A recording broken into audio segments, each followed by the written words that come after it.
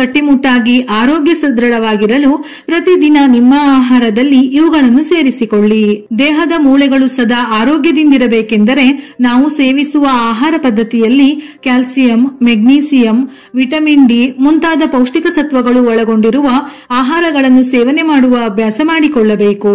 ಈ ನಿಟ್ಟಿನಲ್ಲಿ ನೋಡುವುದಾದರೆ ಕೆಲವೊಂದು ಬಗೆಯ ಬೀಜಗಳು ತುಂಬಾನೇ ನೆರವಿಗೆ ಬರುತ್ತದೆ. ಇದರ ಜೊತೆಯಲ್ಲಿ ಪ್ರತಿದಿನ ನಾವು ಸೇವಿಸುವ ಆಹಾರದಲ್ಲಿ ಕೆಲವೊಂದು ಬದಲಾವಣೆ ಮಾಡಿ ಒಂದೆರಡು ಪದಾರ್ಥಗಳನ್ನು ಸೇರಿಸಿಕೊಂಡರೆ ಮೂಳೆಗಳಿಗೆ ಸಂಬಂಧಪಟ್ಟ ಯಾವುದೇ ಸಮಸ್ಯೆಗಳು ಬರುವುದಿಲ್ಲ.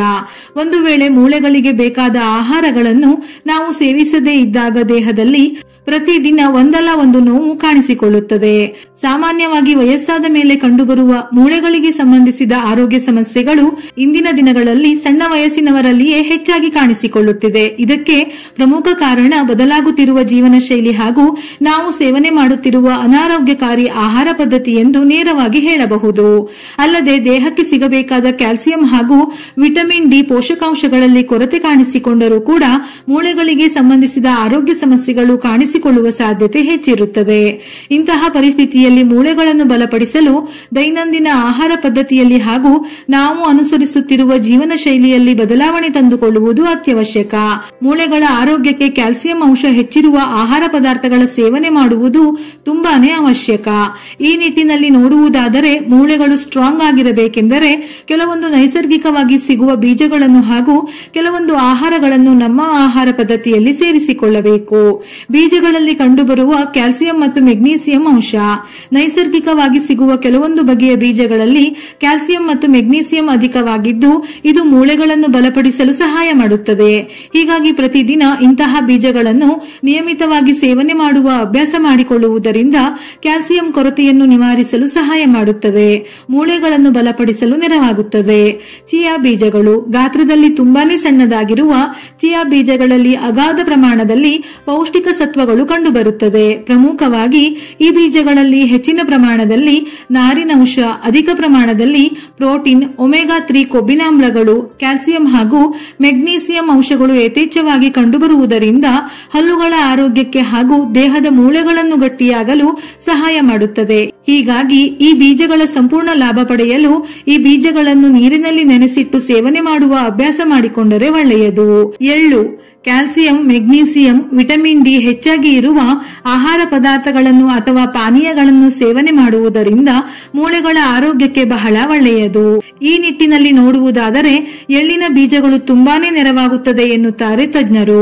ಸರಿಸುಮಾರು 1/4 ಕಪ್ ಎಳ್ಳಿನ ಬೀಜಗಳಲ್ಲಿ ಏನಿಲ್ಲ ಅಂದರೂ ಕೂಡ 350 ಮಿಲಿಗ್ರಾಂನಷ್ಟು ಕ್ಯಾಲ್ಸಿಯಂ ಕಂಡುಬರುತ್ತದೆಯಂತೆ. ಹೀಗಾಗಿ ಈ ಪುಟ್ಟ ಬೀಜಗಳ ಸಂಪೂರ್ಣ ಪ್ರಯೋಜನಗಳನ್ನು ಪಡೆದುಕೊಳ್ಳಲು ತಮ್ಮ ದೈನಂದಿನ ಆಹಾರ ಪದ್ಧತಿಯಲ್ಲಿ ಸೇರಿಸಿಕೊಂಡರೆ ಒಳ್ಳೆಯದು. ಬೇಕಿದ್ದರೆ ಇದರ ಲಡ್ಡು ಮಾಡಿ ಸೇವನೆ ಮಾಡಬಹುದು. ಇಲ್ಲಾಂದರೆ ಎಳ್ಳಿನ ಜ್ಯೂಸ್ ಮಾಡಿ ಕುಡಿಯುವ ಅಭ್ಯಾಸ ಮಾಡಿಕೊಂಡರೂ ಕೂಡ ಮೂಳೆಗಳಿಗೆ ಸಿಗಬೇಕಾದ ಎಲ್ಲಾ ಪೋಷಕಾಂಶಗಳು ಸಿಕ್ಕಂತೆ ಆಗುತ್ತದೆ. ಅಗಸೆ ಬೀಜಗಳು. ಅಗಸೆ ಬೀಜಗಳು ಕ್ಯಾಲ್ಸಿಯಂ ಮತ್ತು ಒಮೆಗಾ 3 ಕೊಬ್ಬಿನಾಮ್ಲಗಳಂತಹ ಪೋಷಕಾಂಶಗಳಿಂದ ಸಮೃದ್ಧವಾಗಿದೆ. ಇವು ಮೂಳೆ ಸಾಂದ್ರತೆಯನ್ನು ಬಲಪಡಿಸುವಲ್ಲಿ ಪರಿಣಾಮಕಾರಿಯಾಗಿ ಕಾರ್ಯನಿರ್ವಹಿಸುತ್ತದೆ. ಇದರ ಸಂಪೂರ್ಣ ಲಾಭ ಪಡೆಯಲು ಅಗಸೆ ಬೀಜಗಳ ಪುಡಿಯನ್ನು ದಿನನಿತ್ಯದ ಆಹಾರ ಕ್ರಮದಲ್ಲಿ ಬಳಸಿಕೊಳ್ಳಬಹುದು. ಆದರೆ ಒಂದು ವಿಚಾರ ನೆನಪಿರಲಿ, ಈ ಅಗಸೆ ಬೀಜಗಳಲ್ಲಿ ಉಷ್ಣತೆಯ ಅಂಶ ಹೆಚ್ಚಿನ ಪ್ರಮಾಣದಲ್ಲಿ ಕಂಡುಬರುವುದರಿಂದ ಸಣ್ಣ ಟೀ ಚಮಚದಷ್ಟು ಮಾತ್ರ ಸೇವಿಸಿ. ಅದಕ್ಕಿಂತ ಹೆಚ್ಚಿನ ಪ್ರಮಾಣದಲ್ಲಿ ಸೇವನೆ ಮಾಡಲು ಹೋಗಬೇಡಿ. ಸೂರ್ಯಕಾಂತಿ ಬೀಜಗಳು. ದುರ್ಬಲ ಮೂಳೆಗಳ ಸಮಸ್ಯೆಯನ್ನು ದೂರ ಮಾಡಲು ಮಿತವಾಗಿ ಸೂರ್ಯಕಾಂತಿ ಬೀಜಗಳನ್ನು ಸೇವನೆ ಮಾಡುವ ಅಭ್ಯಾಸ ಮಾಡಿಕೊಂಡರೆ ಬಹಳ ಒಳ್ಳೆಯದು. ಪ್ರಮುಖವಾಗಿ ಈ ಪುಟ್ಟ ಬೀಜಗಳಲ್ಲಿ ಮ್ಯಾಂಗನೀಸ್, ಕ್ಯಾಲ್ಸಿಯಂ, ಒಮೆಗಾ 3 ಕೊಬ್ಬಿನಾಮ್ಲಗಳಂತಹ ಅನೇಕ ಬಗೆಯ ಪೋಷಕಾಂಶಗಳು ಕಂಡುಬರುವುದರಿಂದ ಇವು ಮೂಳೆಗಳನ್ನು ಬಲಪಡಿಸಲು ಸಹಾಯ ಮಾಡುತ್ತದೆ. ಗಸಗಸೆ ಬೀಜಗಳು. ಗಸಗಸೆ ಬೀಜಗಳು ಮೂಳೆಗಳನ್ನು ಬಲಪಡಿಸಲು ಸಹಾಯ ಮಾಡುತ್ತದೆ. ಈ ಬೀಜಗಳಲ್ಲಿ ಕಂಡುಬರುವ ಮ್ಯಾಂಗನೀಸ್, ಕಬ್ಬಿಣಾಂಶ, ಕ್ಯಾಲ್ಸಿಯಂ, ಮೆಗ್ನೀಸಿಯಂನಂತಹ ಅನೇಕ ಪೋಷಕಾಂಶಗಳು ಮೂಳೆಗಳಿಗೆ ಸಂಬಂಧಿಸಿದ ಆರೋಗ್ಯ ಸಮಸ್ಯೆಗಳನ್ನು ದೂರ ಮಾಡಲು ನೆರವಿಗೆ ಬರುತ್ತದೆ. ಇನ್ನು ಪ್ರತಿದಿನ ನಾವು ಸೇವಿಸುವ ಆಹಾರದ ಜೊತೆ ಇವುಗಳನ್ನು ಸೇವಿಸಿದರೆ ಬಹಳ ಒಳ್ಳೆಯದು. ಪ್ರತಿನಿತ್ಯ 1 ಕಪ್ ಮೊಸರು ಸೇವಿಸಿ. ಮೊಸರಿನಲ್ಲಿ ಅಗಾಧ ಪ್ರಮಾಣದಲ್ಲಿ ಪೌಷ್ಟಿಕ ಸತ್ವಗಳು ಇರುವ ಕಾರಣ ಇದರಿಂದ ಆರೋಗ್ಯಕ್ಕೆ ಸಾಕಷ್ಟು ಲಾಭಗಳಿವೆ. ಉನ್ನತ ಮಟ್ಟದಲ್ಲಿ ಪ್ರೋಟೀನ್, ಕ್ಯಾಲ್ಸಿಯಂ ಮತ್ತು ವಿಟಮಿನ್ ಅಂಶಗಳು ಕಂಡುಬರುವುದರಿಂದ ಮೂಳೆಗಳ ಆರೋಗ್ಯಕ್ಕೆ ಇದೊಂದು ಆರೋಗ್ಯಕರವಾದ ಆಹಾರ ಪದಾರ್ಥ. ಕ್ಯಾಲ್ಸಿಯಂ ಅಂಶ ಸಮೃದ್ಧವಾಗಿರುವ ರಾಗಿಯಿಂದ ಮಾಡಿದ ಆಹಾರ ಪದಾರ್ಥಗಳು ಮೂಳೆಗಳ ಆರೋಗ್ಯಕ್ಕೆ ಬಹಳ ಒಳ್ಳೆಯದು.